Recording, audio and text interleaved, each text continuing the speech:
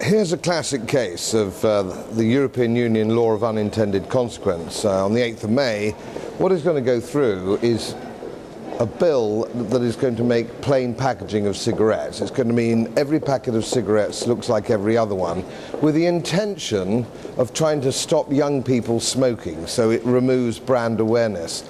And this is absolutely classic of the European Union. Of course, what will happen is that there'll just be one plain pack, and it will increase counterfeit cigarettes. How could it not? Everything's going to be in a plain pack. There'll be no expertise in the packaging, and young people will get illicit cigarettes, of which there are already far too many in Western Europe.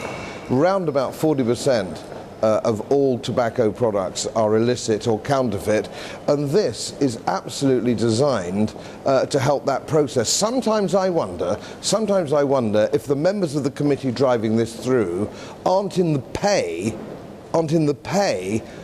of counterfeit cigarette manufacturers and importers, because it's difficult to believe anything else, frankly. It's difficult to believe anything else.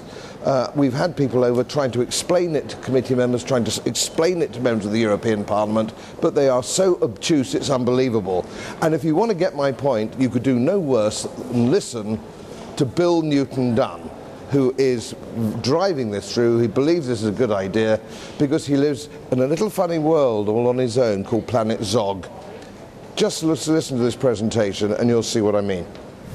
Okay, thanks. I'm Bill Newton-Dunn, LibDem MEP for the East Midlands, so I heard that word HENA, my ears pricked up, which is nice that you're here. Thank you very much, all of you, for coming here.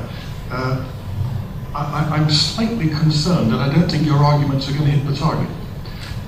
First of all, of course, we all don't like to hear about potential loss of jobs, particularly in hard times. But I think you'll find the feeling in the Parliament as well, every legislation on any subject changes the market situation for whatever the product is, and you have to adapt. And I don't think you'll get much support in the Parliament from saying we're going to have to close a production line, or we made an investment and we're going to lose apprenticeships. That's business, and every business takes that risk all the time. So I wouldn't waste time with those arguments, serious though they are to you. Just two other points. One is, I think it's a waste of time attacking the Commission. You've been making jokes about the Commission, attacking it, oh, that can't be very intelligent now, or whatever the word was. Just remember, please, that the Commission have finished their job now. They proposed this. It's now with the Parliament. And the people you've really got to persuade now are the MEPs, us, because we actually changed the Commission proposal. We made the decision finally what the proposal says. It's not the Commission, they drafted the original thing. So don't waste time attacking the Commission or laughing at them. It's not their baby any longer, it's us now, and you really should be talking to us, which you are, which is a good start.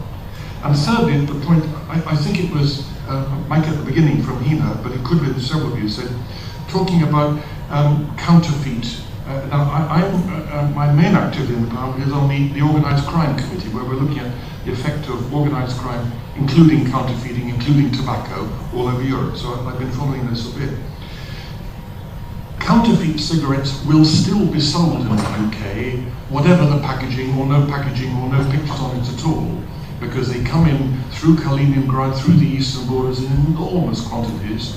And the point I think you said, Mike, about 4 people at Felixstowe, correct. The problem is there is no law enforcement to stop this stuff. 2 containers out of 100 are ever checked at the borders. Most of the stuff comes in, whatever it is. And so the counterfeiting will continue to come in and will continue to be sold, whatever the argument about the packaging is. So I don't think that's a valid argument. I'm very sorry, but I'm very glad that Bill Newton-Dunn came. I'm delighted he came, because that is the voice of this Parliament. To be crude, he doesn't give a shit about your businesses or your employees. He doesn't care, and he said he didn't care. He's no interest, and why? And why? Because he doesn't have to face your employees in Bradford when you close down, or Sweden, or Derbyshire. He doesn't have to face them because nobody's ever heard of the man. They don't know who he is. And that is the problem. That is the problem. he doesn't really have to face an electorate in a constituency and apologise face to face for closing down a business. Personally, I think that is a disgrace. That's a disgrace that he could say something like that. He doesn't care. But it's in your hands. Somebody elected that man.